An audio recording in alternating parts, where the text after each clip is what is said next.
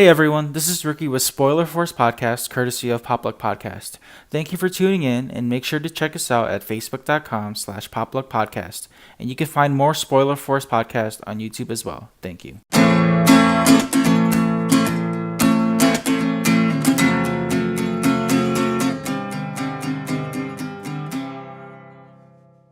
And we are live. Thank you for tuning into Spoiler Force Podcast. My name is Ricky. I'd like to take this time to just thank Popluck Podcast for allowing me to use their platform to promote this podcast.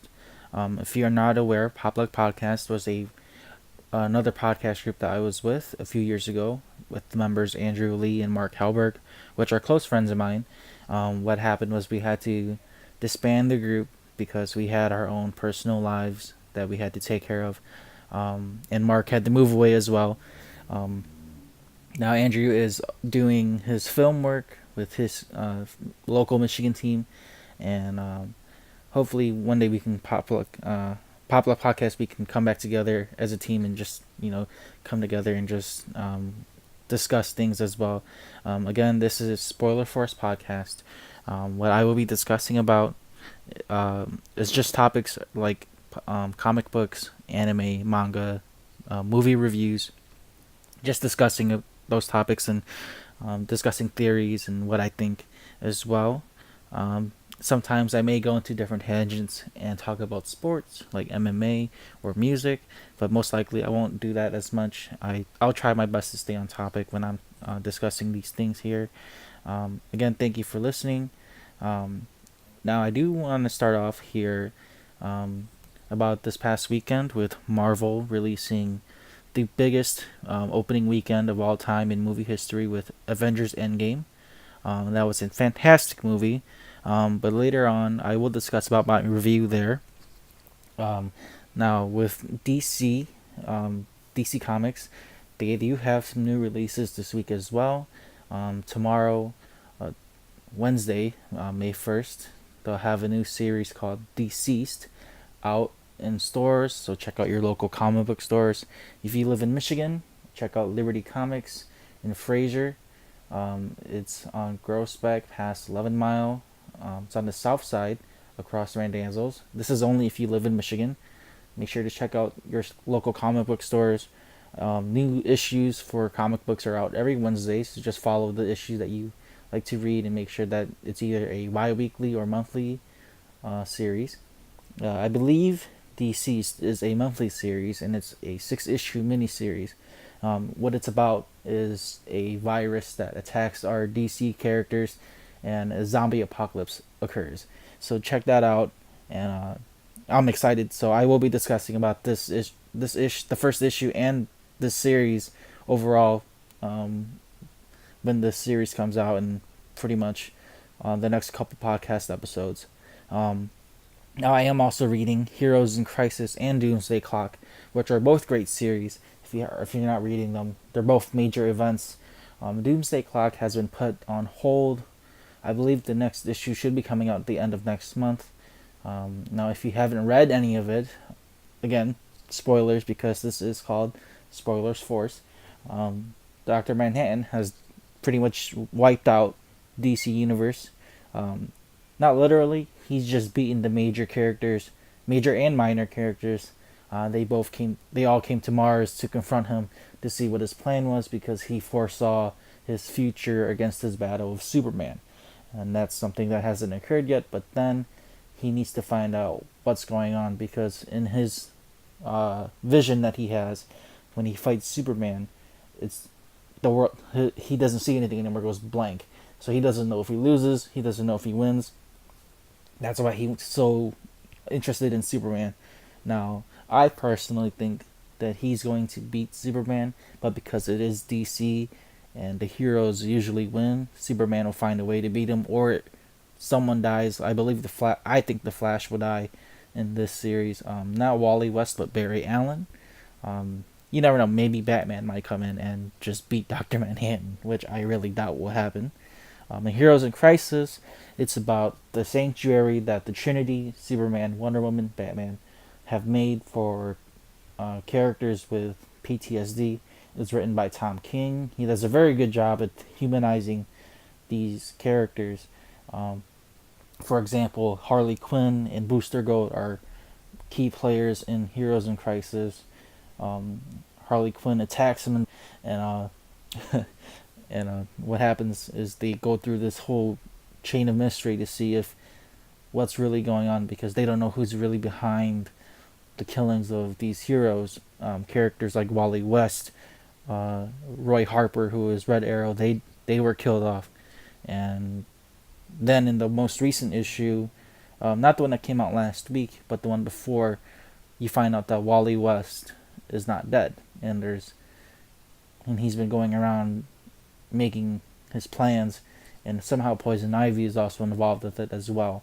Um, I just bought the latest issue. I haven't read it yet, so I won't be able to discuss that with our listeners here on this week's podcast. Now, again, these are just some issues that or series that I'm reading with DC. I also recommend that you check out other comic books besides DC and Marvel. Make sure to check out Image Comics as well. They do have great series. They're the publisher that's responsible for books like The Walking Dead, Saga, many of those great books. And speaking of Saga will be coming soon. They were on I believe a 6-month hiatus. Fiona Staples and Brian K. Vaughan had to take a break with their last issue because it was so crazy. One of the main characters was killed off, and it was super heartbreaking to see that in the panel, because it was literally just one page of him getting killed, the next page with him on the floor, and then you just see the blood in the hole in his chest, and it just ended off there. So it was really heartbreaking to read that issue. Like I said, I will be discussing anime as well and manga. Some of the manga that I'm reading right now is Attack on Titan, One Punch Man, My Hero Academia. I started The Promised Neverland as well, and as you may know, the series that I've been reading are also in anime form, so I know what's going to happen ahead of the anime. For example, My Hero Academia season 4 doesn't come out till October. I'm caught up with the most up-to-date issue of the manga. For our fans, I won't be spoiling anything for My Hero Academia. Just I would recommend that you read the manga before season 4 comes out, because you'll have all that time to catch up before it even comes out. And Attack on Titan, I've caught up with that as well. It's super climactic right now in the manga, and as well as in the anime. Just this past Sunday, the latest episode just came out, and it's a great start off for season 3B. If you haven't watched it, what happens is pretty much they go back to the town where Eren, Mikasa, and Armin were all from, and they're looking for the basement that Eren's dad has, to find out what's the secret there, because apparently his dad's basement holds the secrets to all of humanity and to all of the Titans. Now, they did a great job with this episode with building it up, because the last few minutes of this episode was like very Game of Thrones like. You see the return of Reiner, Bertholdt, the Beast Titan. He throws a huge boulder at them while they're all on the wall. They get surrounded by Titans, and it's a great way to start off this second half of the season. And you know, a big fight's coming, because you see that Reiner's transformed into the Armored Titan, and pretty much Levi wasn't able to kill him, which is why he was able to transform. And it was such a great episode. The music was great, the intensity was great, emotion was great. I'd say it was way better than the manga counterpart, just because you can see all the emotion, hear all the emotion, versus reading the panels. Also, I've been reading One Punch Man. I'm not reading the web series. It's more of the original version versus the manga, because the web series is more further on in the story than the manga is. I find it awkward for One Punch Man, because the release times are very inconsistent. It may be the website that I'm using to read this series here, but The One Punch Man manga is doing very well so far. I would say it's climactic as well because the Monster Society and the heroes are pretty much clashing. And speaking of One Punch Man, the anime, the new episodes come out every Tuesday, um, and they're just at the part where Garu, who is one of the antagonists in One Punch Man, he confronts Metal Bat, who is an S-class hero, and that part leads off in a great cliffhanger because the next episode for next week they're going to fight, and it's going to be a great episode. Again, if you've read the manga, you know that this fight is coming up is going to be a great one. It shows more of the S-class hero's skills, especially Metal Bat. He became one of my favorite characters in the series just because of this fight alone. And also, I've been watching different animes as well. Again, like The Promised Neverland, and there's also another one called Demon Slayer that's been out for a few weeks now. The Promised Neverland has just ended about a month ago or less than a month ago. If you're into the whole rise up against humanity type thing, like Attack on Titan esque genre, The Promised Neverland is perfect for you. The first episode got me hooked right away, so definitely watch that. You can watch that on Crunchyroll as well or on Hulu. Um, I'm reading the manga on that as well. I'm not caught up with it yet. I started from the beginning, so I'm on like chapter 18 on the manga. For Demon Slayer, I'm not reading the manga on this one, but I just watched the most recent episode a few days ago.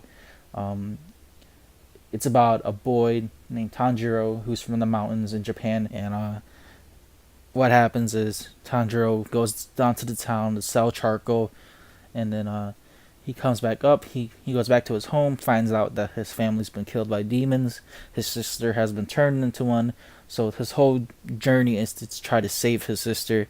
And he runs into an old man who trains him and teaches him how to kill demons and use different techniques and use a special sword that has a different type of steel which is made to kill demons as well. And it's a great series overall. If you like My Hero Academia, the voice actor for Deku is the same as Tanjiro in Demon Slayer. I just found that out yesterday as well. Those are some of my recommendations for anime and manga. So just, look out for those. I know these are more like mainstream. I will be discussing more about these series as well later on in future episodes. Now, before I get to my review of Endgame, this weekend also, I won't be touching too much on this topic, but I did want to just bring it up as well because it was out this weekend.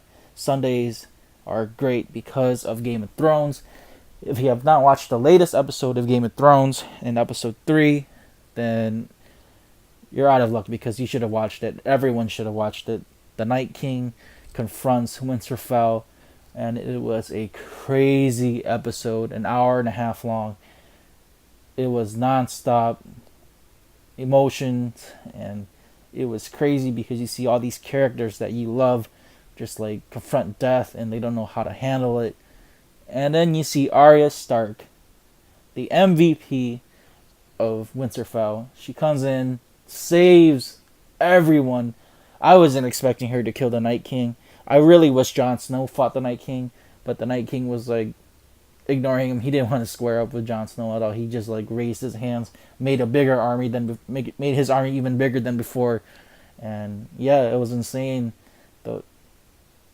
What's so crazy is that none of the Night King's, his team or his generals, they're all standing back there watching him attempting to kill Bran, and none of them see Arya come through, and she just pulls the clutch and she wins this war for them.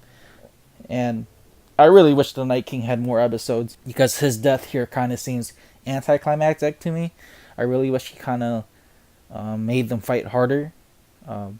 But I guess this isn't the main war because after beating the dead, they still have to fight Cersei's army, and this is where all the politics start to wrap up. And this is where we're going to see where everyone's going to fight each other and pretty much see the relationships of these characters close up. I do think that Cersei is going to get killed. I did think Arya was going to kill her, but I don't think that's going to happen. But you never know. It's Game of Thrones, and anything can happen with this show. So on to this main topic here that I've been holding off my review of Avengers Endgame. Now, it's been a few days since this has come out. I've watched it twice already. I watched it on Thursday on evening at 10 a.m. and I watched it again on Friday evening with my buddies at an MJR in Michigan. He booked a room, and we pretty much just paid for our seats. And yeah, it was pretty fun.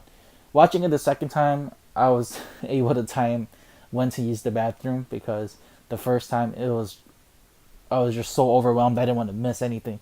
When I first watched Endgame, I was pretty much overwhelmed with all the hype and just the fact that I was finally watching something that I've been waiting for the past 10 years, or everyone's been waiting for the past 10 years, just to see how this saga would, come to an end, which we don't want to see come to an end, but, it pretty much closes the chapters for the main Avengers that we've seen back in 2012.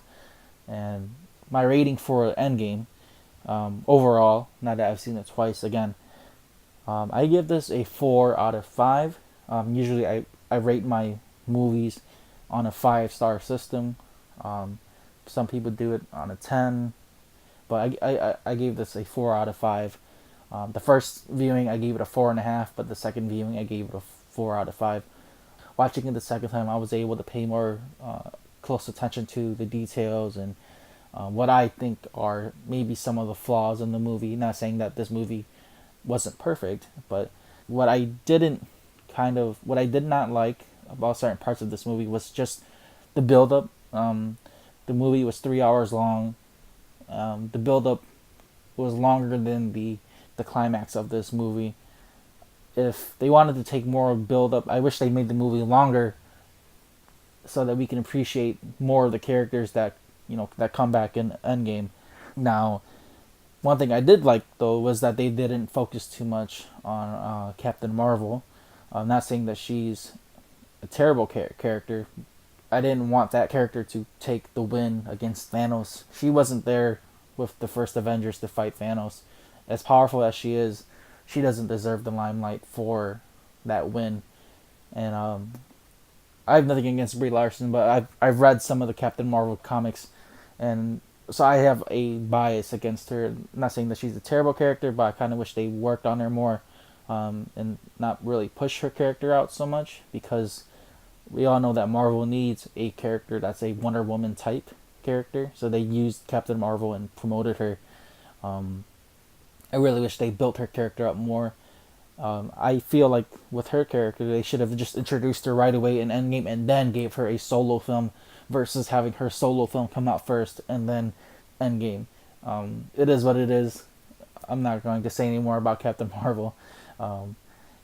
Now, with Endgame, I thought the ending was perfect, or at least the last act of the movie, when Thanos invades the present time and he wipes out the Avengers facility and he pretty much destroys everything and beats our Avengers up. Now, what's funny was that the Thanos in Infinity War, even with the Infinity Gauntlet, he fought with the stones against some of our heroes, but then with Endgame, he didn't have that, and he still took down Thor, Captain America, and Iron Man, which I found kind of funny in a way, because he had to use the Infinity Stones against Iron Man before, and then this time he doesn't need it. But I guess it's because it was a 5-year prior Thanos fighting our heroes today, so he may have been in his prime more, I guess. But overall, the fight scenes were great. The cinematics were great. I absolutely love the scene where you think Captain America is about to get killed. He stands against Thanos and his army, and that's perfect. Pretty much comparisons to the comic book where Captain America confronts Thanos and tells him that as long as one person stands against you, there's no victory. And that was perfect. I really wish Captain America said that quote from the comic book, but either way, that was perfect, because you see that he has the broken shield, he's down and out, but he's still standing and trying to fight by himself, and that's what makes his character so great. And I honestly wish that Captain America was the one that got written off, but I can also see why they gave him the perfect ending as well, and see why they gave Iron Man the death because it started with Iron Man, and as you can see, Kevin Feige took a huge risk with Iron Man. And who would have thought that they even made it this far with just an Iron, starting off with an Iron Man film, 10 years later, having a huge cast of characters and creating this cinematic universe and being one of the first to create a cinematic universe. And it's amazing that they've done this for everyone, comic book nerds, movie casuals, movie fans, everyone in general. And it was a great 10 to 11 years of this saga of the Infinity saga with the Marvel characters. I absolutely loved the ending for Cap, where he doesn't tell Falcon that he married, and he doesn't tell him who she is, but then they cut to the ending scene where he finally has that dance with Peggy. I thought that was a perfect ending for his character, because Captain America lives a life of war, and then he finally gets to live the life that he wants, and I thought that was a perfect send off to his character. I wish that he did stay in time, like stay back in time though, versus him being old and seeing Falcon and Bucky. But it explains also that he passes on his shield to Falcon, making him the next Captain America, which I don't mind because he does become Captain America in the comics as well. So I'm excited for the next few Marvel movies as well, just because it's post Endgame.